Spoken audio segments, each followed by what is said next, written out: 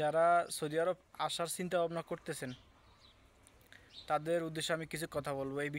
এই বিষয়গুলো আপনারা জেনে আসবেন, জেনে বুঝে শুনে আসবেন। জেনে বুঝে শুনে আইসা যদি আপনি বিপদে পড়েন সমস্যা নাই, কিন্তু এই জানাগুলো খুব আপনার জন্য দরকার, জরুরি। যে বিষয়গুলো আজ পর্যন্ত কেউ আপনাকে বলে নাই আর বলবেও না, আর আপনি কেউ থেকে জানতেও চান না যে এই বিষয়গুলো আসলে কি, কেমন।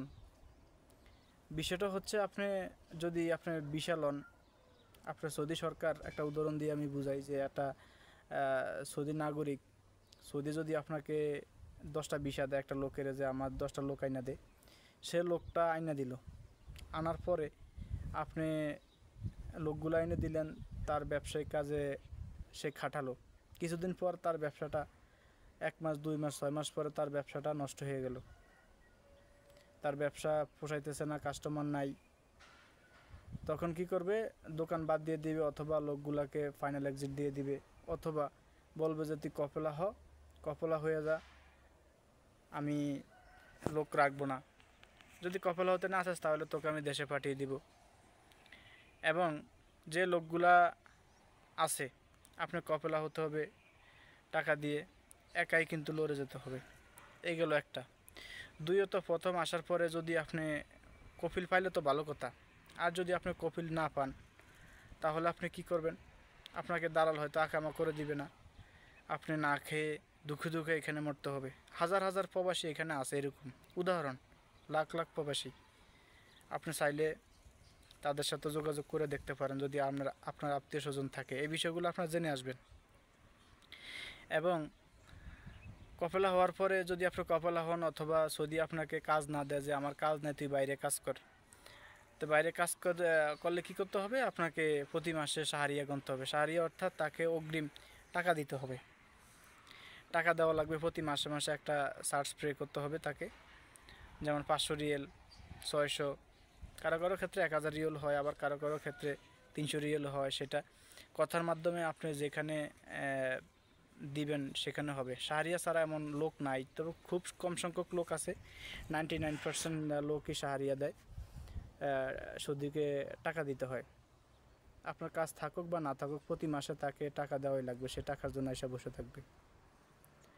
আরেকটা বিষয় হচ্ছে, আপনি যদি টাকা দিতে অস্বীকার করেন বা টাকা দিবেন না, দেরি হয়েছে, আপনাকে হুরুপ মেরে দেবে, আপনার আকামা অবৈধ হয়ে যাবে। আপনি অনলাইনে আপনার কোনো কাগজপত্র ডকুমেন্টস থাকবে না, আপনার লোক অবৈধ। তারপরে আপনাকে ফাইনাল এক্সিট দিয়ে দিতে পারে, যে তুই দেশে চলে যা। ভালো হলো তো ফাইনাল এক্সিট দিয়ে দিবে, দেশে চলে যা। আর যদি খারাপ হয় তাহলে তো আপনার হুরুপ মেরে দিবে, আপনি দেশেও যেতে পারবেন না। এখন সৌদির শ্রম বাজারগুলো খুবই কঠিন, শ্রম বাজার অতটা ভালো না যে আইসা আপনি স্বাবলম্বী হবেন। আপনি অন্য কোনো মিডল ইস্ট খুঁজতে পারেন, এবং আপনি ইউরোপ না যেতে পারলেও যদি অন্য কোনো মিডল ইস্টে না যান তাহলে আপনি ব্যবসা করতে পারেন, কিন্তু সৌদি আরব আসার নাম আপনি মুখে নেবেন না। অনেকে আবেগ বশীভূত হয়ে সৌদি আরব চলে আসতেছে এবং পাঠাচ্ছে। তারা আইসা দেখতেছি তো কী অবস্থা। আপনারা যারা আসবেন কথাগুলো মনোযোগ দিয়ে শুনবেন, আশা করি যাচাই বাছাই করবেন। আসেন, সমস্যা নেই, কিন্তু যাচাই বাছাই করে আসেন।